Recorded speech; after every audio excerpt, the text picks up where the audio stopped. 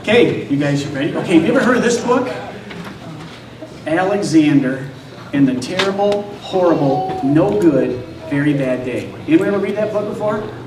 It's a movie out right now, okay? But like always, the book is always better than the movie, all right? So we're just going to read the book today, all right? Okay, there is Alexander, okay? This is what he says. I went to sleep with gum in my mouth, and now there's gum in my hair. And when I got out of bed this morning, I tripped on a skateboard, and by mistake, I dropped my sweater in the sink while the water was running. I could tell it was going to be a terrible, horrible, no good, very bad day. At breakfast, Anthony found a Corvette Stingray car kit in his breakfast cereal, and Nick found a junior undercover agent code ring in his breakfast cereal box, but in my breakfast cereal box, all I found was cereal.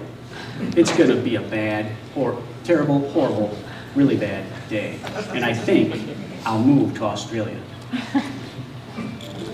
In the carpool, Mrs. Gibson let Becky have a seat by the window. Audrey and Elliot got seats by the window too. I said I was being scrunched.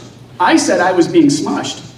I said, if I don't get a seat by the window, I'm going to be sick. No one even answered. I could tell it was going to be a terrible, horrible, no good, very bad day. At school, Mrs. Dickens liked Paul's picture of the sailboat better than my picture of the invisible castle. At singing time, she said I sang too loud. At counting time, she said I left out 16. Who needs 16?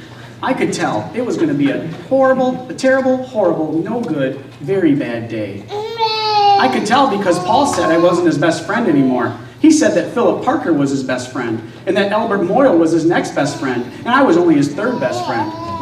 I hope you sit on a tack, I said to Paul.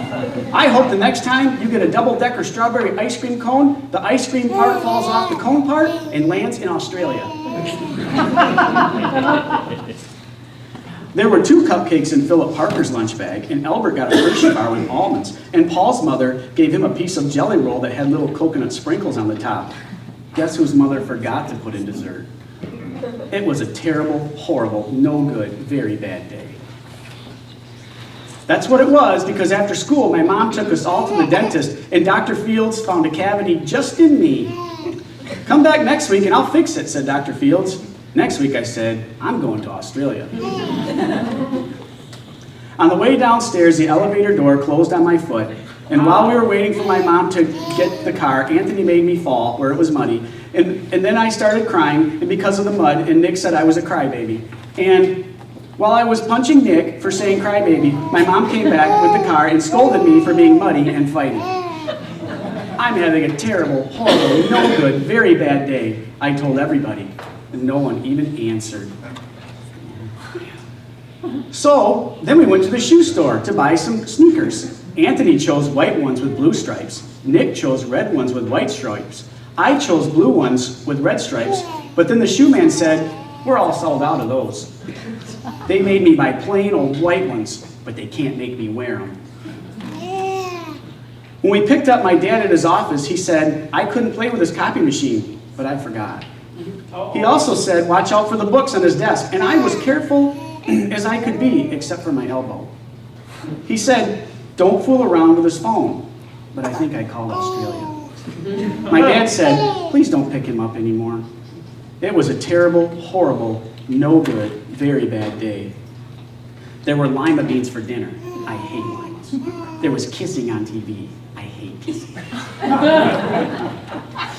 My bath was too hot. I got soap in my eyes. My marble went down the drain.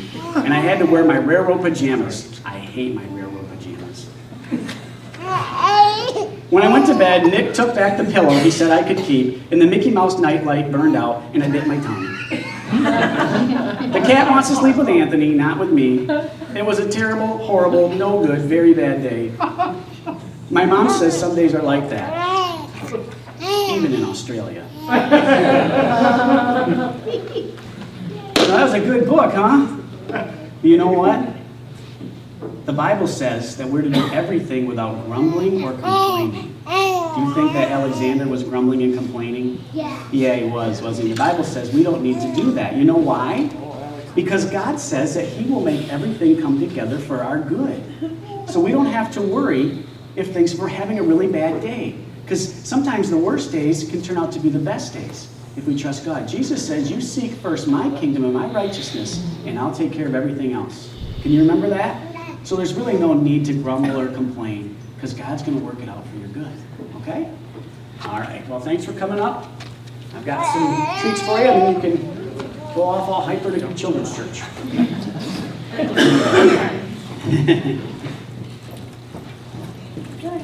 You got one for Georgia? You're there? Okay, I think Georgia got her own. Okay, I think. All right. Georgia's got one already, honey. Hey, you're ready too. All right, put her back. Go this way, buddy. Yeah.